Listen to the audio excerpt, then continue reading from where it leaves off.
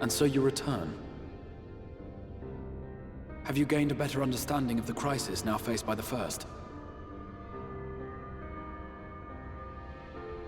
Better is not the word I would use. Some lands may have been spared the flood, but the survivors live only to suffer. There seems no end to the horrors inflicted by the Sin Eaters. Indeed. Those abominations are a calamity in their own right. And I can well imagine how hopeless the task of eradicating them must seem to you.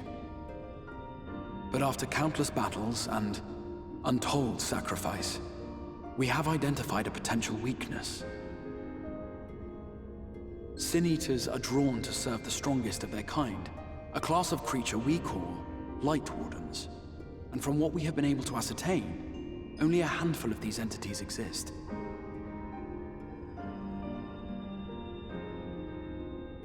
Just as an ant colony will perish in the absence of its queen, we believe that the death of a Lightwarden will cause the lesser creatures within its sphere of influence to disperse.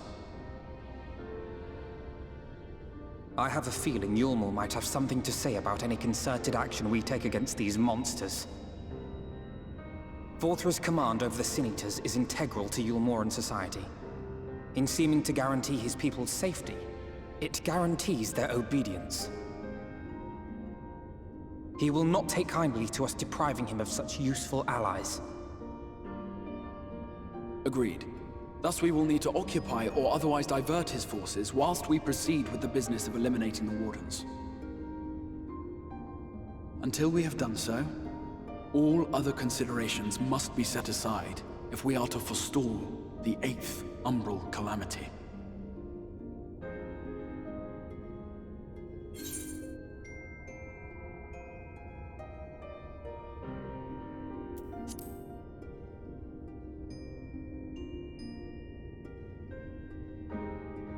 Your uncertainty is understandable, given the circumstances. Perhaps a more detailed explanation is in order. To begin at the beginning, then.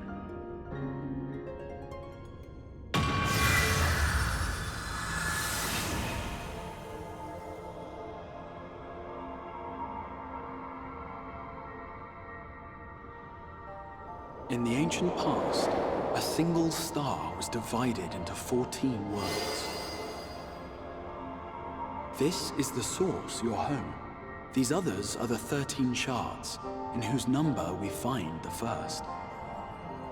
Though physically separate, they retain a connection to each other, and with the source especially.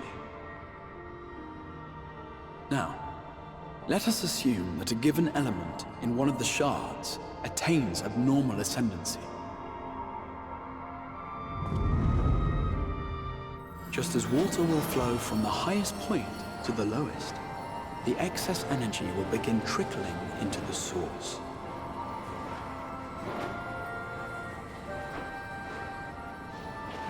And such an influx of ether will of course exert a palpable influence. If the element in question were fire, then drought and wildfires might ensue. If it were ice, one might expect the weather to turn bitterly cold.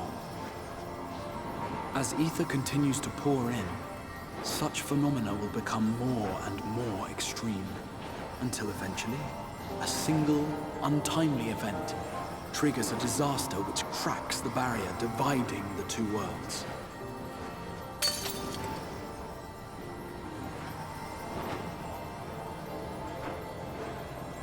What was once a trickle now becomes a deluge, sweeping the shard along to be rejoined with the source.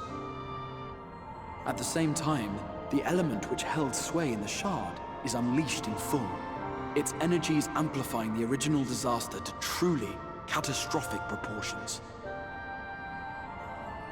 An earthquake thus magnified might strike with enough force to shatter continents. A tidal wave might swell to a size capable of drowning entire nations. These devastating events are what we refer to as umbral calamities. 7 times has a calamity befallen the source. 7 times has a shard been absorbed.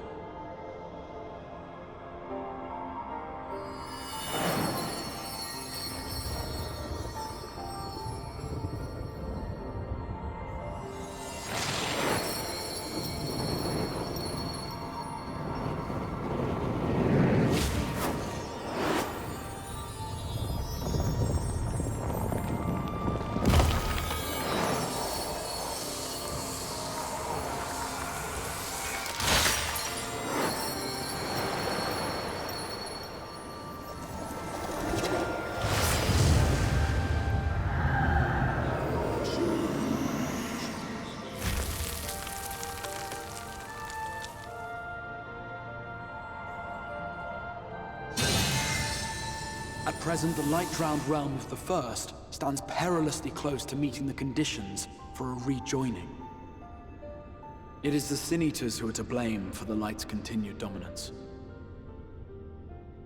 In addition to attracting their lesser kin, the Lightwardens I mentioned earlier radiate ether, saturating every corner of their territory with light. Even here in the flood-spared region of Norvrant, their influence is strong enough to banish night from the sky.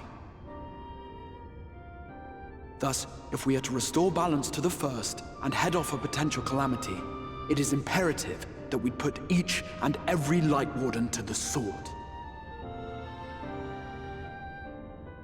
We've been doing our best to take the fight to the enemy ever since we first heard the Exarch's explanation. Though we have yet to claim any meaningful victories if truth be told. Apart from being confoundingly elusive, the Lightwardens possess a troublesome quality which compelled us to delay our plans until such time as you arrived.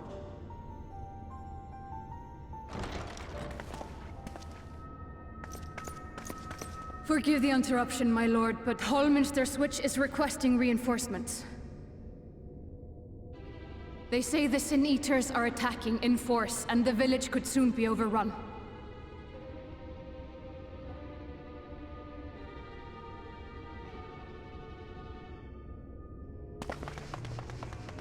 Alert the guard.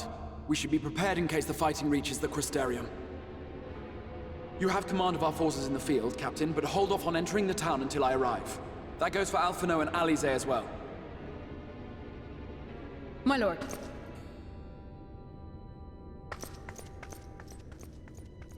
Pray, lend us your strength. Such a fight will provide you with far greater insight than any explanation I could offer.